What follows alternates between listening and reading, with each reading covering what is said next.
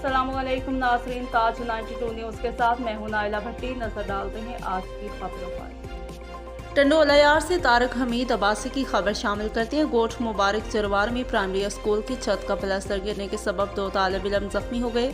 तफसीलात के मुताबिक गोठ मुबारक चरवार के प्राइमरी स्कूल कैंपस के क्लासरूम में तालीम हासिल करने वाले मासूम बच्चों पर छत का प्लास्टर गिरने के सबब 2 बच्चे जख्मी हो गए, जिनमें 8 साला अकील समेत एक बच्ची भी जख्मी हो गई। इस मौका पर स्कूल के हेडमास्टर ने मीडिया से गुफ्तगू करते हुए बताया कि हमने अपने महकमा के बाला अफसरान को कई बार लिखा है कि प्लास्टर गिरने के सबब बच्चे जख्मी हो रहे हैं, इस पर तवज्जो दी जाए और ऐसे इसे बनवाया जाए, लेकिन ताहाल तक महकमे की जानिब से कोई भी इक़दाम नहीं किए, जिसके बाद आज भी 2 बच्चे प्लास्टर गिरने के सबब जख्मी हो गए।